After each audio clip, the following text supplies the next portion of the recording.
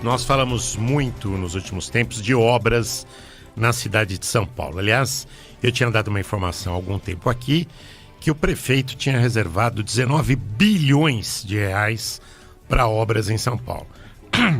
Secretário Marcos Monteiro, secretário municipal de Infraestrutura Urbana e Obras, está no nosso estúdio hoje para falar um pouquinho de todas essas obras que acontecerão na cidade. Secretário, bom dia, obrigado pela sua participação. É isso mesmo, 19 bilhões em obras, e quais são as 3 mais importantes que vêm por aí? Obrigado. Bom dia, Sabino, bom dia, Vitor, bom dia, Paula, um prazer estar aqui com vocês. A gente, acho que esteve conversando há umas 3 semanas atrás, vocês fizeram um convite, e é um prazer para a gente ter esse espaço para falar sobre as obras da Prefeitura.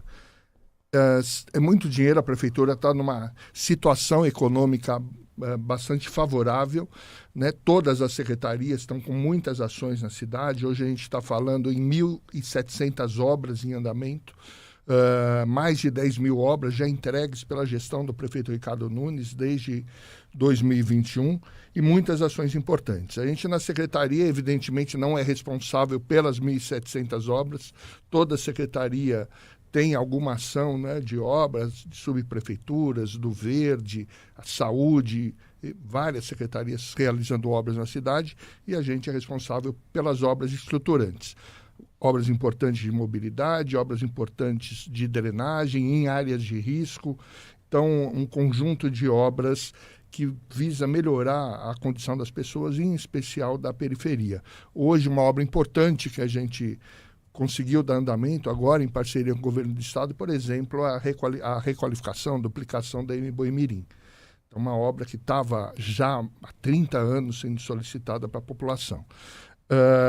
Nós temos também a Ponte Grau na Gaivotas, uma grande obra que vai melhorar muito a mobilidade ali na Zona Sul do pessoal que tem hoje que contornar a represa Billings, e agora uma ponte que vai ligar, né, o Jardim Gaivotas até o Grajaú, melhorando muito ali a mobilidade. A questão das drenagens, 8 reservatórios em execução, além de toda a questão de novas canalizações, da gente utilizar soluções baseadas na natureza. Então, obras que tentam atender todas as regiões da cidade e dar mais consistência às políticas públicas. Eu queria perguntar, secretário, justamente sobre essas canalizações e reservatórios. A gente sempre, quando a gente fala de enchentes na cidade de São Paulo, a gente fala de dramas, de alagamentos, de água entupindo alguns bueiros, enfim, e não tendo muitas vezes para onde correr. Queria que o senhor falasse para a gente dessas obras de reservatórios, de canalização, para tentar melhorar a situação da cidade em dias de enchente super comum. O verão está acabando agora, né, em março, mas depois tem de novo, no final do ano tem de novo, e aí as situações podem se repetir, né? Sim, é verdade. Paula, veja, se a gente lembrar de 20 anos atrás, por exemplo, a gente vai lembrar daqueles grandes alagamentos, Marginal de Tietê, Marginal Pinheiros, várias horas interrompidas as avenidas. Hoje isso não acontece ou acontece muito pontualmente. Então não há como negar que o sistema de drenagem da cidade vem melhorando. Mas a cidade é enorme, os desafios são muito grandes. A gente, na gestão, tem um trabalho muito consistente de planejamento. Então, nós temos os cadernos de drenagem, que são elaborados em conjunto com a FCTH da USP, que mapeia cada uma das bacias hidrográficas da cidade. Então, nós tínhamos 6 cadernos, hoje nós temos 37 cadernos de bacia de drenagem editados. Até o final da gestão, queremos ter 100% da cidade mapeada com os 58 cadernos. E esses cadernos, além de fazer todo um diagnóstico de cada uma das bacias hidrográficas, apontam ali obras que a gente deve executar pelo menos para chuvas, e a gente fala em 100 anos, né, TR de 100 anos, a maior chuva que a gente tem em 100 anos, aponta também ali uma ordenação dessas obras. E como são várias regiões, em 2022 a gente lançou a primeira edição do Plano Diretor de Drenagem, que pega todas essas obras propostas no caderno e ordena.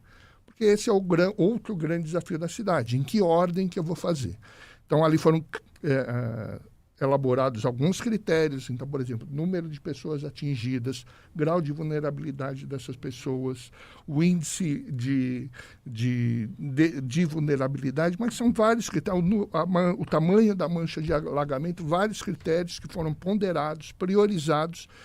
E hoje a gente já lançou a segunda edição, que prevê 154 obras, e no meio do ano vamos lançar a terceira edição, que prevê 200 obras de drenagem prioritárias na cidade. E daí, é o que você está falando, é muita coisa para fazer, são obras grandes, estruturantes, para os próximos 16 anos, mas ainda assim vai ter área não contemplada. Então, eu queria falar de uma área não contemplada, secretário. Então, vamos lá. O Vale do Anhangabaú, o que acontece ali? Eu tive uma informação uma vez, já falei isso aqui no ar, que as galerias pluviais que vêm da Avenida 9 de Julho estão todas deterioradas. Sim. E que ali vai precisar de uma obra grande. Imagina uma obra com impacto na Avenida 9 de Julho. Nossa. Né? Como é que está o Anhangabaú? Quando é que aquilo vai ser resolvido, secretário? Nós estamos em desenvolvimento de um projeto ali que pega 9 de julho. Realmente, as galerias que a gente tem hoje na Avenida 9 de Julho são ainda de tijolinho, são galerias insuficientes, muita água vem por cima, e essa água, para piorar, carrega lixo que se deixa, né, na porta dos prédios e leva o lixo lá para o Vale do Anhangabaú, que entra no túnel e tampa as galerias que recolhem essas águas. Então, temos esse grande problema. Então, é um projeto que está em execução, faz parte do caderno, mas, como você falou, é uma obra estruturante, importante. Essa obra, em especial, vai usar muita solução baseada na natureza. Então, a gente tem grandes intervenções ali no emboque do túnel do Anhangabaú, terraços drenantes, refazer a galeria no centro da avenida. E daí, quando você fala, e o impacto dessa obra? Realmente, né? Obras que a gente faz em São Paulo, principalmente em áreas já ocupadas, vão causar impacto, né? O que a gente hoje tem é um trabalho intersecretarial com CT, com Secretaria de Transportes, com Subprefeitura, para a gente minimizar esse transtorno que uma obra traz para a população. E daí um bom planejamento é para a gente conseguir fazer essa obra no menor espaço de tempo possível. Já tem previsão para o início, secretário? Essa não. Essa a gente deve terminar o projeto agora, esse ano, e daí, por o ano, não é uma obra que está hoje, você pegar, a Prefeitura lançou um plano ano passado, Melhoramento de São Paulo. Você pegar, não tem a execução dessa obra. Mas tem muita coisa que a gente já está planejando. Eu acho que o grande legado, um dos grandes legados que a gente pode deixar é isso. Né? Além de estar fazendo muita coisa, é deixar projetos importantes para a cidade desenvolvidos. Esse é um deles. Fala um pouquinho do túnel Ayrton Senna. Vamos. Como é que está isso? Quando começa a obra efetivamente? Quais são os principais desafios de engenharia? Que eu sei que ali tem um desafio de engenharia que é passar por debaixo do metrô, não é isso? Tá. Então você está falando da Sena Madureira. Sena Madureira. Não do Ayrton Senna. Não, Sena Madureira, perdão. Tá. Não, que eu estava... você tem o Ayrton Senna que é por baixo de Ibirapuera ali, que inclusive a gente está entrando com intervenções para a gente melhorar. Ele está muito sujo, né? Então, algumas intervenções para melhorar o aspecto e mudar o revestimento do túnel. Sena Madureira, nós demos ordem de serviço, se eu não me engano, na terça-feira, uma licitação grande, 622 milhões. Nós refizemos a licitação, alterando alguns pontos importantes do projeto. Se a gente lembrar, lá no final de 2024, houve uma tentativa, um início de obra com um contrato antigo. Houveram manifestações, tanto da comunidade quanto com relação à questão a corte de árvores. Nesse meio tempo, nós melhoramos o projeto, encurtamos o túnel, reduzimos a quantidade de árvores impactadas. Nós tivemos audiências públicas com a comunidade para explicar como que vai ser o atendimento social. Então, melhoramos o projeto em vários aspectos. E agora, na terça-feira, desculpa, eu falei ordem de serviço, é da Roberto Marinho. Na terça-feira, nós abrimos o envelope financeiro da Sena Madureira. A gente deve estar dando ordem de serviço agora em março ainda. E é uma obra de a mesma empresa, meses. Né? Que começou em 2024, essa é uma coisa, ganhou agora. Ela mudou de nome, né? Era Queiroz Galvão, agora é a Alha, em parceria com a Odebrecht. E e foi o único consórcio que apresentou. Se a gente comparar, por exemplo, com o prolongamento da Roberto Marinho, que também andou em paralelo, 7 consórcios apresentaram propostas. Por que isso acontece? Então, isso é uma coisa que a gente tem que se perguntar. Por que no Sena Madureira apenas esse consórcio apresentou a proposta? A complexidade é muito grande? Como o Sabino falou, né? A gente tem essa questão de complexidade que é a travessia por baixo do metrô. Não é uma obra grande, mas em função dessa passagem por baixo do metrô, é uma obra complexa. Realmente você tem uma atestação que exige, né, que a empresa que vai executar essa obra tenha tecnologia e já tenha enfrentado situações similares, mas nesse caso só esse consórcio apresentou, já foi feita a análise documental, estava tudo ok, agora se abriu o envelope da proposta e está em análise final para ver se está tudo dentro do que a lei prevê para a gente dar hora. Vamos começar a colocar os malditos tapumes lá? Não, veja o seguinte, essa obra... Já então, deu muita dor de cabeça para o senhor aqueles tapumes lá. Né? Na verdade, quando a obra iniciou, ela estava com a Secretaria de Transportes. Né? Então, eu não fui afetado, né? A nossa secretaria não foi afetada diretamente. Mas uma das propostas que foram feitas nas audiências públicas foi de que a gente começaria, né? Existe o projeto básico, a gente começaria a obra com o desenvolvimento dos projetos e em paralelo com a compensação ambiental. Eu acho que a gente tem que deixar muito claro para a população toda essa preocupação, esclarecer a questão das árvores que hoje, né, foram preservadas dentro do projeto, fazer toda a compensação ambiental com os plantios previstos pela Secretaria do Verde e outras ações, todo o mapeamento ali da arborização da região, e só a hora que a gente tiver tudo isso equacionado, e a gente entende que deve ser coisa de 6 meses até o final do ano, daí efetivamente a gente ter o início da obra. Começar. O senhor falou, secretário, em várias obras que tem aí, hoje vocês conseguem fazer o planejamento, o mapeamento e tal. Só que o senhor falou em 16 anos. É muito tempo, é muito complexo. O Sabino falou ali da 9 de julho, você imagina, do Anhangabaú, uma 9 de julho parada, é um absurdo aqui em São Paulo. Mais próximo, parada, né, Paula? Mais parada do que ela já é. Aí não sei nem o que acontece, né? Agora, secretário, por exemplo, como eu estava falando aqui do verão, a gente tem o trânsito do ano inteiro, enfim. Mais próximo para a gente, para o nosso ouvinte aqui, tem alguma que esteja próxima de terminar, algo que mais proximamente quem mora em São Paulo, quem vem para São Paulo, vai conseguir ver a diferença dessa obra terminando? O que o senhor pode falar para a gente? Alguma que esteja pertinho para melhorar a vida de quem mora em São Paulo? Olha, a gente tem algumas obras em andamento, Paula, mas uma coisa que você falou, né, que é interessante do mais parado. Quando a gente estava reformando a ponte da cidade de Jardim, nossa, vocês devem lembrar, mas vocês falaram demorou, muito ali atrasou, assunto. secretário.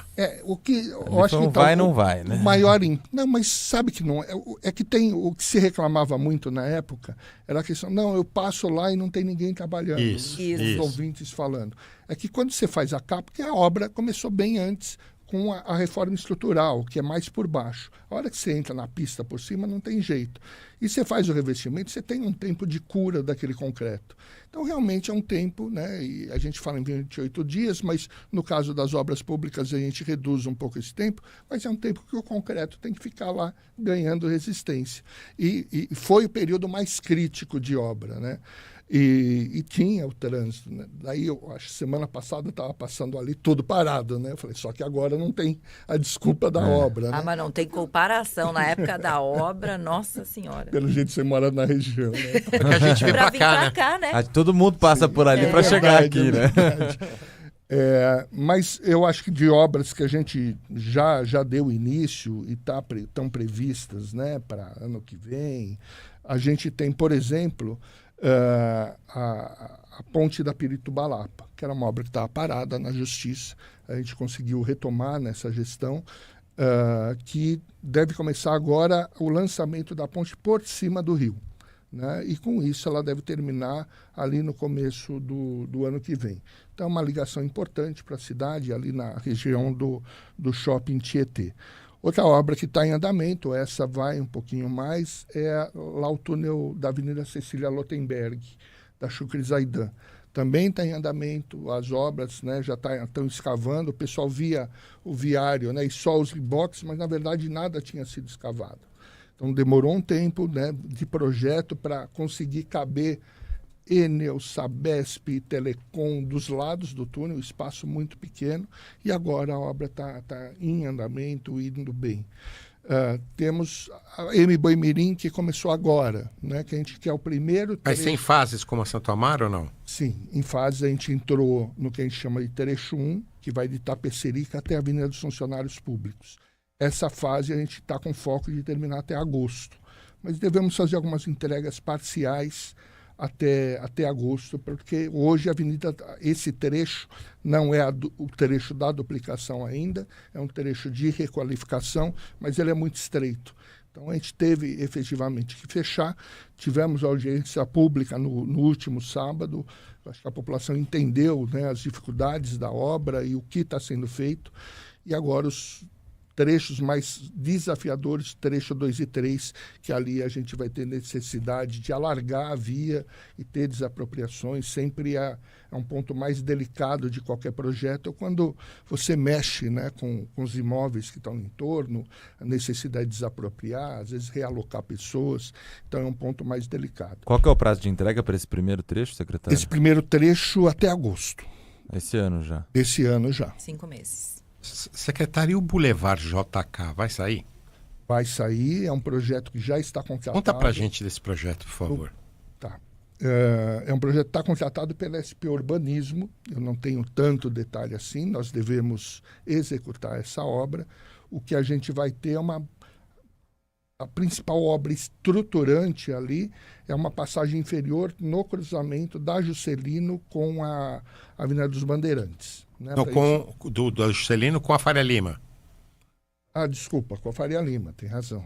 Já estava mais lá para frente, com a Faria Lima. Então a gente elimina aquele semáforo que é o grande causador do trânsito ali da região. E daí uma requalificação do restante da via, com criação de canteiros centrais mais arborizados, calçadas mais largas, daí estilo, né, de Santo Amaro não coube, não tinha espaço para o canteiro central, na Juscelino a gente já tem, e com isso a gente melhorar muito a questão urbanística daquele trecho da Juscelino. Falando em Santo Amaro, secretário, a gente falava do trânsito na 9 de julho que com obra ficaria ainda pior. Na Santo Amaro foi uma situação complicadíssima para quem precisa passar por ali, porque a obra demorou mais do que devia, custou muito mais do que estava programado inicialmente e tem um último trecho da Santo Amaro que está sendo reformado agora, né? Não, tem muitos trechos ainda, não tem? Na verdade, a gente fez um primeiro trecho que ia da Juscelino até uma praça, esqueci o nome da rua ali. Afonso Braz, não é? Afonso Braz, isso mesmo.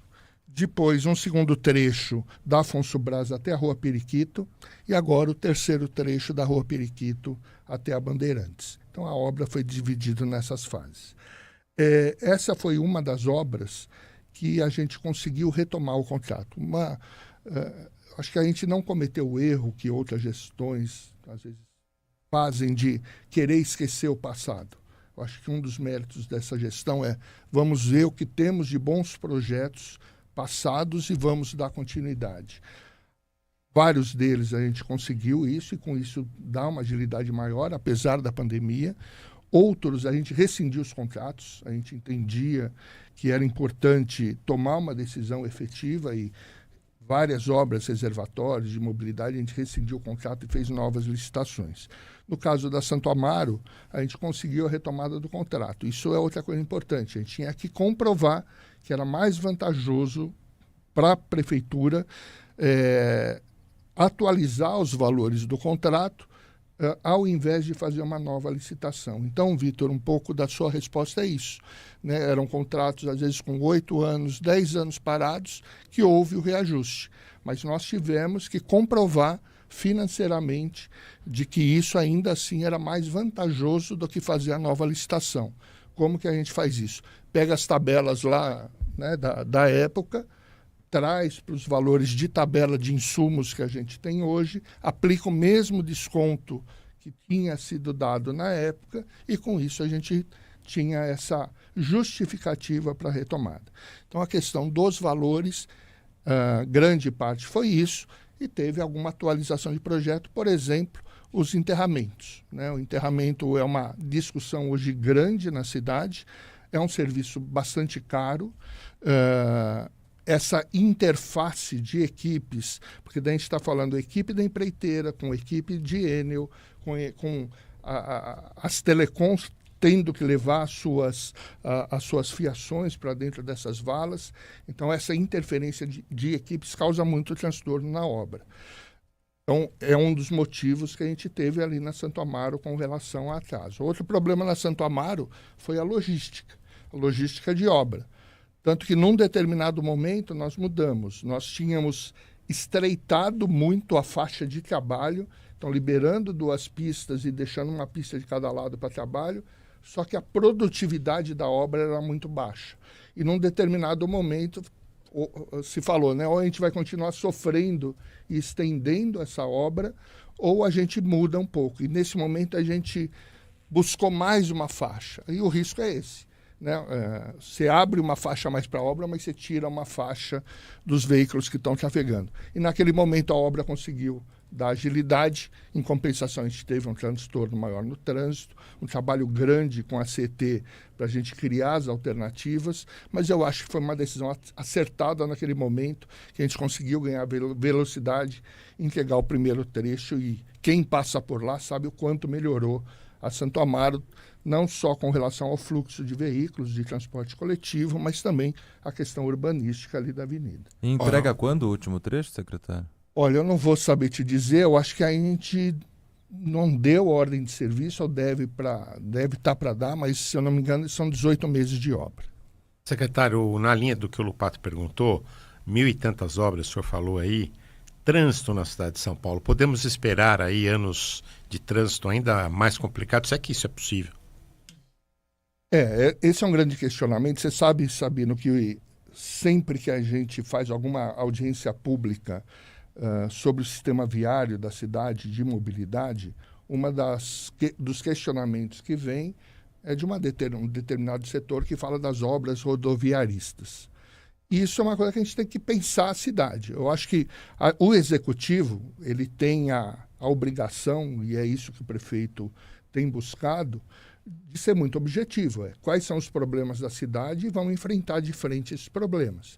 E são essas obras de mobilidade que a gente está fazendo. Então, a gente falou da Graúna Gaivotas, da Boi-Mirim. A gente tem um projeto, né, que hoje está parado judicialmente, mas que a gente está atendendo os requisitos para poder continuar, que é o prolongamento da Marginal Pinheiros. Então, são obras para você tirar alguns gargalos importantes da cidade, como também é o túnel C na Madureira. Agora, a discussão, né, de como que a gente resolve o problema de trânsito, tira, né, os carros da cidade ou reduz, né, a quantidade de carros, que melhoraria.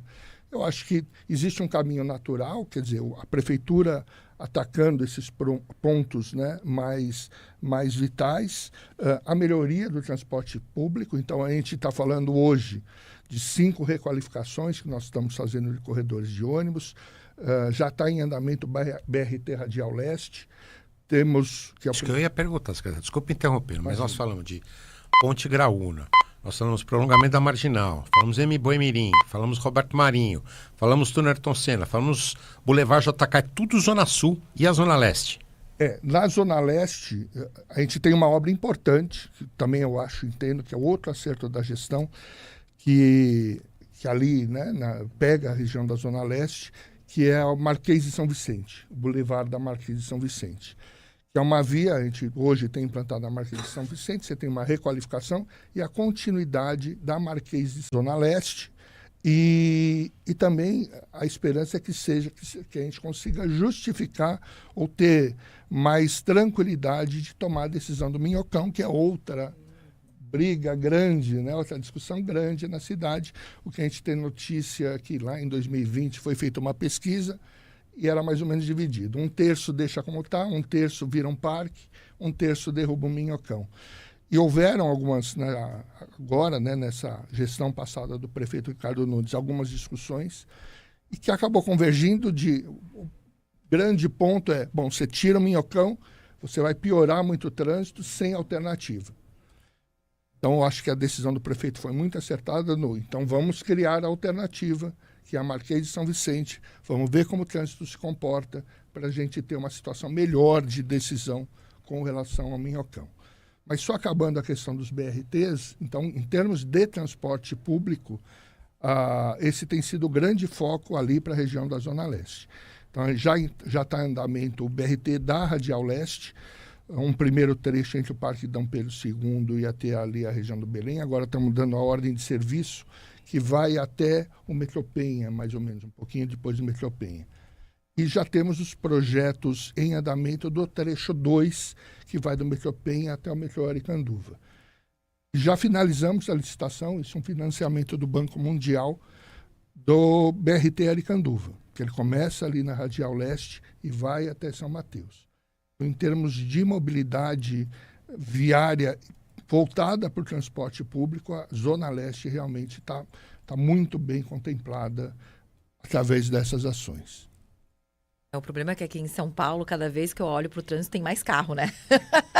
Então, o que o senhor falou da questão do transporte público acaba sendo essencial nesse sentido, né? Porque você cada vez tem mais carro, o próprio rodízio. Eu estou em São Paulo, vai fazer 14 anos. O próprio rodízio, eu não sei se hoje ainda adianta alguma coisa. Tem que fazer rodízio de gente em São Paulo. Exatamente, eu acho. Ou repensar também as isenções, né? Porque são alguns modelos de veículo, algumas profissões que hoje já não Fala sei baixinho, se... não dá essa ideia. Não dá essa ideia. Isso faz tanto sentido hoje em São Paulo. Ontem eu escutei de uma motorista de aplicativo dizendo o seguinte: parece que esse ano começou pior ainda. É a sensação que todo mundo tem. Parece que 2026, dia seguinte do carnaval, já acabou o trânsito de São Paulo. Tá complicadíssimo, é difícil. Deixa eu voltar aqui só para a gente encerrar com o secretário Marcos Monteiro conversando conosco hoje, secretário municipal de Infraestrutura Urbana e Obras, perguntando para o senhor, túnel não é responsabilidade da secretaria, né? Sob que aspecto, sabe? Novos túnel túneis... 9 de julho, asfalto nos túneis... Vamos lá. A Secretaria de Subprefeituras fez algumas ações nos pisos dos túneis. Mas e agora tudo esburacado. Agora nós estamos fazendo, eu comentei do Ayrton Senna, né, quando você perguntou, ações em 9 túneis, de revitalização de 9 túneis. E daí vai uma pequena historinha. Nós temos revitalizado, já revitalizamos, reformamos, melhoramos, né, recuperamos estruturalmente cerca de 650 unidades estruturais de ponte e viaduto. Isso nunca foi feito. Terminou isso? Não, esse é um programa que tem que ser contínuo, né? Porque a ideia é que a gente não deixe mais acontecer o que aconteceu até agora, em que essas estruturas ficam 30, 40 anos sem nenhuma ação, e a hora que você tem um problema, é um problema muito grave, como a gente teve lá na Marginal Pinheiros, no T5. A Anhangabaú é com o senhor? Qual? O túnel ali? Isso. Ali foi uma das ações de piso da subprefeitura. Que ficou um tempão, né? Interditava uma faixa, aí liberava, aí 2 semanas depois interditava de novo, porque precisava refazer. E tinha um problema com os ralos ali também, que passavam do lado. Agora tudo certo. Eu não tenho muitos detalhes, né, por não ser uma ação nossa, mas nós estamos fazendo. Mas voltando só para a historinha. Então nós tínhamos uma diretriz muito clara de como fazer as pontes, viadutos e passarelas, que é uma norma brasileira que diz que primeiro você faz inspeções, detecta os problemas e a partir daí você foca as obras que têm que ser feitas. Só que para túneis não tinha uma norma para isso. Logo no primeiro ano de gestão, lá em 2021, a gente conseguiu apoio de entidades técnicas e trabalhamos em recomendações de como fazer isso. Então, hoje, ainda não existe a norma, mas nós temos essas recomendações que vão embasar uma nova norma de inspeção, de vistoria e de execução de obras em túneis, e é ela que está servindo de base para inspeções e obras que vão sair em seguida para os túneis. Mas nós já estamos em execução né, de 9 túneis. Um deles é o Senna Madureira, o Ayrton Senna, outro deles é o 9 de Julho, você tem o Max Pfeffer. O 9 de julho está precisando, a gente falou disso outro dia. Exatamente. Que é difícil, Então, a gente entra nele e não sabe como é que vai sair. De melhorias nesses túneis, então é uma ação que já está em andamento, já está contratada. Secretário Marcos Monteiro, responsável pela área de infraestrutura e de obras da cidade de São Paulo, muito obrigado por ter vindo aqui aos nossos estudos e colocar todos esses esclarecimentos aqui para o nosso ouvinte. Obrigado, Sabino. É um prazer. Sempre que vocês quiserem saber algum detalhe, a gente está à disposição. É muito importante ter esse espaço para poder passar para a população o que está acontecendo na cidade. Obrigado. Obrigado, secretário. Obrigada, secretário. Agora 11h51.